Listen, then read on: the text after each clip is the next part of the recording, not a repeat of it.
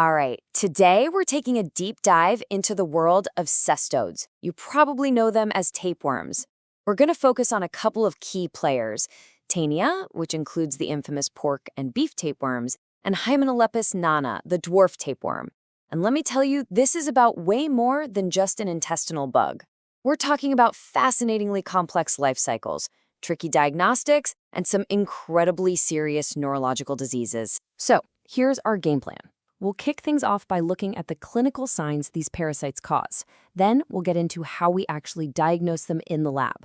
From there, we'll cover the treatments available, and finally, we'll zoom out to look at the bigger picture, the public health angle, and some of the most severe complications that can pop up. You know, this statement right here gets to the absolute core of our discussion. It perfectly captures the paradox of the pork tapeworm, Taenia solium. Someone can carry the adult worm in their gut for years, completely unaware, totally silent. But if the eggs of that same parasite are ingested, it can explode into a full-blown medical emergency, with larvae invading the brain. It's this dual threat that makes it so uniquely dangerous. Okay, let's start with the clinical side of things. What does an infection actually look like? Well, with cestodes, there's no single answer. It's a whole spectrum, really, from something you'd never even notice to a situation that's acutely life-threatening, and it all depends on which stage of the parasite's life cycle is making a home in the human host. This really lays out the key clinical differences. So, if you get an infection with the beef tapeworm, Taenia saginata, you get taniasis. It's often just a nuisance, really. Maybe the patient notices passing segments of the worm. The dwarf tapeworm, Hymenolepis nana, is similar, usually very mild symptoms, if any. But then you look at Taenia solium. Eating undercooked pork with larval cysts gets you taniasis, where the adult worm is just a quiet passenger. But ingesting its eggs, that leads to cysticercosis, where larvae form cysts in your tissues. And if they land in the brain, you get the devastating condition neurocysticercosis. That distinction, it changes everything. And speaking of Hymenolepis nana, this is a really interesting bit of epidemiology. In the non-migrant population that was studied, its prevalence was tiny, less than 0.5%. But in migrant populations, that number shot up to almost 6%. This huge difference really drives home how human movement and where people come from are critical factors in the spread of certain parasites. So, how do we actually identify these culprits once we suspect an infection? Well, the diagnostic process is this really meticulous investigation. It's a blend of old-school macroscopic and microscopic techniques combined with the incredible precision of modern molecular tools. The whole workflow usually starts with a simple macroscopic exam. You're just looking for visible signs like worm segments in a stool sample. From there, lab techs will use a concentration technique to basically boost the chances of finding what they're looking for. Step 3 is the classic microscopy, using different stains to identify the parasite's eggs. But when what you see is ambiguous, the final, definitive step is molecular analysis, specifically PCR. And this right here is the biggest diagnostic challenge. Under a microscope, the eggs of the beef and pork tapeworms look identical. You simply cannot tell them apart. Now, you can try to differentiate them by looking at the uterine branches in a past segment, but honestly, that's often inconclusive. This is exactly why molecular ID isn't just a fancy add-on, it's a public health necessity. A positive PCR for T. solium completely changes the game because it flags a high risk of neurocysticercosis for that patient and their entire community. Beyond that main workflow, we've got a few other tools in our diagnostic toolbox. Serology, which looks for the body's antibody response, is incredibly valuable for detecting invasive cysticercosis, especially when there's no intestinal worm to find. And you know, the simple low-tech Scotch tape prep is still recommended because it actually improves our chances of finding Taenia eggs, which can be laid right on the perianal skin. Okay, so a diagnosis is confirmed. What's next? What's the therapeutic strategy? Well, managing these infections comes down to using targeted antiparasitic drugs and tailoring them to the specific parasite and the clinical situation, whether you're dealing with a simple gut infection or an invasive larval disease. Now, you'll see a lot of different antiparasitic agents out there for various bugs.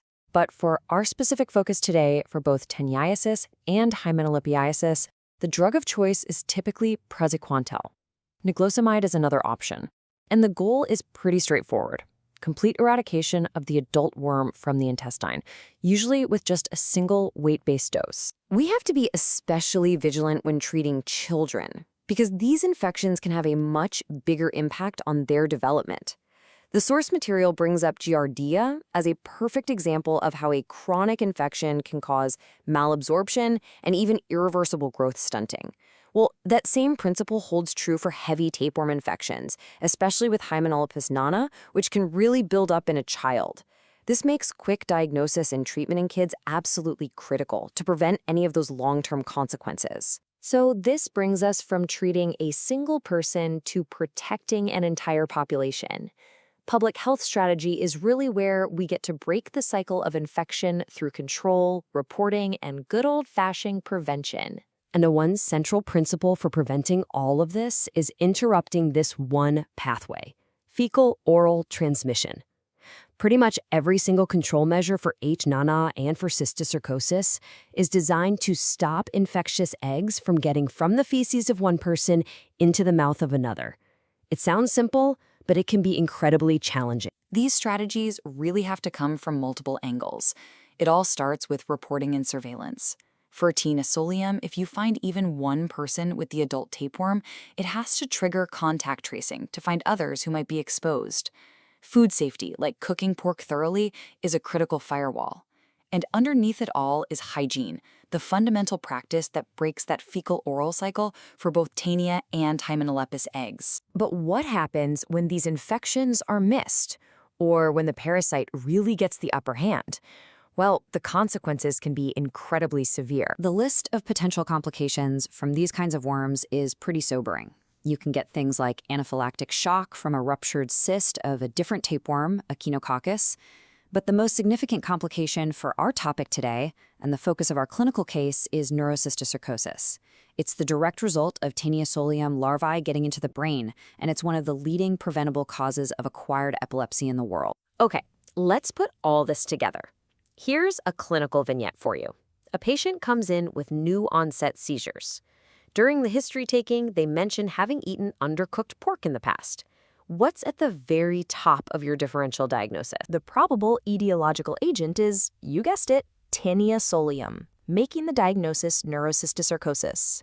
The history of eating undercooked pork is the big clue that points you towards this parasite's life cycle. Although, as you're about to see, it's a slightly misleading clue as to how the seizures actually develop. And here is the absolutely critical mechanism to understand. The patient gets neurocysticercosis not from eating the larval cysts in that undercooked pork. That would just give them an intestinal tapeworm. No, they got it by ingesting the microscopic T. solium eggs, likely from food or water that was contaminated by a human carrier. Those eggs hatch, the larvae burrow through the intestine, get into the bloodstream, and migrate. When they land and form cysts in the brain, their presence and the body's own inflammatory response to them disrupts normal brain function and ultimately triggers seizures. Which brings us to a final, really challenging question. These parasites have been with humanity for millennia. But now, in our age of globalization, a single person unknowingly carrying Taenia solium can seed a public health crisis thousands of miles from where they were first infected. So, are our current public health systems, our surveillance and control measures, really robust enough to contain these ancient pathogens in our hyper-connected modern world? That's a question worth thinking about. Thanks for joining this explainer.